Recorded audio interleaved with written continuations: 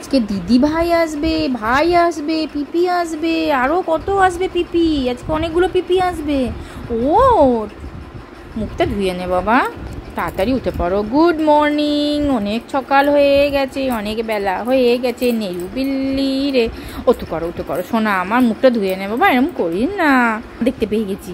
এই মুখের ভিতরে কি ছিল রে? ওটা কি ছিল রে? হ্যাঁ এসো, তেলা পোকা ছিল। ও তুই তেলা পোকা খেয়েছিস? Hello, good morning. তো আজকে আমাদের বাড়িতে একটা অনুষ্ঠান পর্ব আছে। ননদ সম্পর্কে, ননদ পাশের বাড়ি, তো তাকেই আইবুড়ো ভাত খাওয়ানো হবে। পাড়াতে তো ননদ, তো সেই জন্য প্রস্তুতি চলছে। রান্নাঘরে আমি রান্না করব, মানে চিকেন টিকেন বাকি সব কিছু, তো সেই জন্য শাশুড়ি মা গ্যাস নিয়ে সেপারেট হয়ে গেছে। মাছ টাছ বাকি রান্না করবে। মা কি কি রান্না করবে?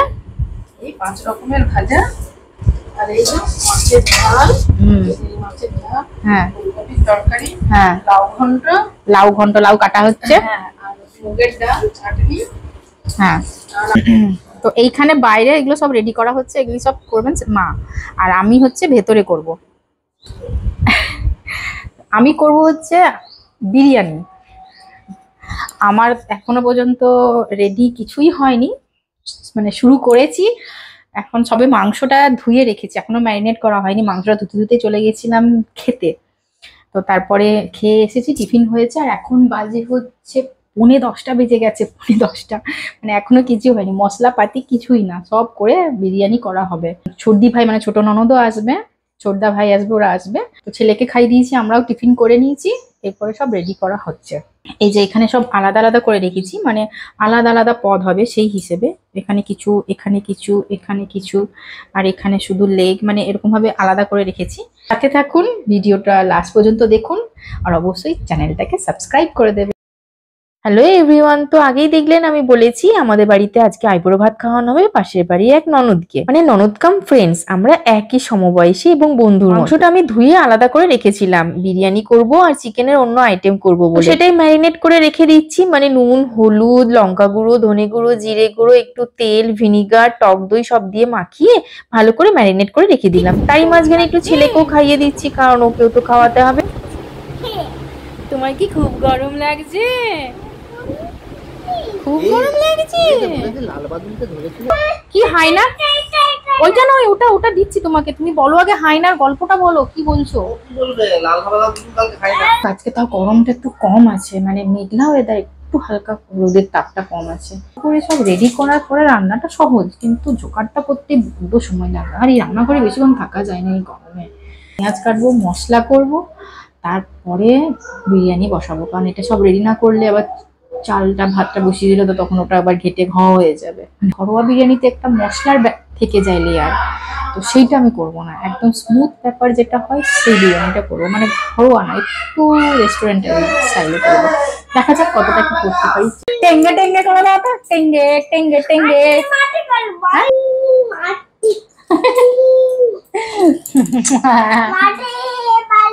ডিম, তাদের এই যে খাড়া দুটো সিং,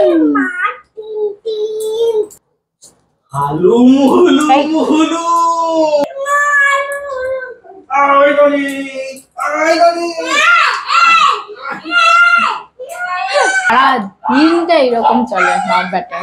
তো ওদিকে আমার পেঁয়াজ টেয়াজ কেটে মশলা টসলা সব রেডি করা হয়ে গেছে, আদা রসুনও পেস্ট করা হয়ে গেছে। এই পাশে কড়াই বসিয়ে দিলাম, আর এই দেখুন ছেলে যাচ্ছে বাবার সাথে ঘুরতে বাইরে, কারণ ছেলেকে কে রাখবে, আমি আর শাশুড়ি মা তো একদম কাজে ব্যস্ত, তাই ওর বাবা ওকে নিয়ে চলে যাচ্ছে বাইরে। আলুটা কেটে নিয়ে ধুয়ে নিয়েছি, তারপরে এর মধ্যে মাখিয়ে দিলাম নুন, হলুদ, একটু বিরিয়ানি মশলা আর একটু কেওড়া জল, গোলাপ জল। এবার একটা চাকু দিয়ে ভালো করে আলুগুলোকে ফুটো ফুটো করে নিয়েছি, যাতে এর মধ্যে মশলাগুলো ঢুকে যায় এবং সেন্টটা ভালো হয় আর তাড়াতাড়ি সেদ্ধ হয়। আরেকদিকে হাঁড়িতে জল বসিয়ে দিয়েছিলাম, তার মধ্যে নুন, সামান্য একটু তেল, জায়ফল, জায়ত্রী, গোটা গরম মশলা দিয়ে ভালো করে জলটা গরম হতে চালটা ধুয়ে দিয়ে দিই। বিরিয়ানির চাল তো পরে আবার ভেপারে হবে, তাই 60 থেকে 70% ওটা সেদ্ধ করে রেখে দেবো। ওদিকে একটু টক দই গুলে একটু লস্যির মতো করে নিচ্ছিলাম ছর্দি ভাইদের দেবো বলে, কারণ রোদে গরমে এসেছে, তাই ওদেরকে একটু দই দিয়ে শরবত দিলাম। আলুটা ঢাকা দিয়ে ভালো করে ভেজে নিয়েছি, আলুটা লাল লাল করে ভাজা হয়ে যাওয়ার পরে তুলে নিয়ে ওই কড়াইয়ের মধ্যে আর একটু তেল দিয়ে একটু গোটা গরম মশলা দিয়ে ওর মধ্যে আদা, পেঁয়াজ, রসুন, ধনে, জিরে সব মশলা দিয়ে ভালো করে কষিয়ে নিচ্ছি। মশলাটা তেল ছেড়ে আসতেই বিরিয়ানির জন্য যে মাংসটা ম্যারিনেট করে রেখেছিলাম সেই মাংসটা পুরো দিয়ে দিচ্ছি। এরপরে ভালো করে মাংসটাকেও কষিয়ে নেব। মাংসটা কষতে কষতে ওদিকে রায়তার জন্য আমি একটুখানি চপ করে নিচ্ছিলাম শসা আর পেঁয়াজ। এদিকে চপড হয়ে যাওয়ার পরে আবার একটু মাংসের জন্য মানে চিকেনটা আলাদা করে যেটা রেখেছি বিরিয়ানি ছাড়া সেটাকে রান্না করার জন্য আবার একটু মশলা মিক্সি করে নিচ্ছি। এর মধ্যে দিয়েছি কাজু, চালমগজ, একটু কিশমিশ আর একটু দিয়েছি গোটা গরম মশলা দিয়ে এর মধ্যে সামান্য একটু জল দিয়েছি, দিয়ে এটাকে ভালো করে পেস্ট বানিয়ে নিয়েছি। জানি না কি বানাবো, চিকেনের নামও জানি না, যেমন যেমন মনে হয় যখন যখন মনে হয় আমি তেমন ভাবেই অনেক সময় চিকেনটা ট্রাই করে থাকি।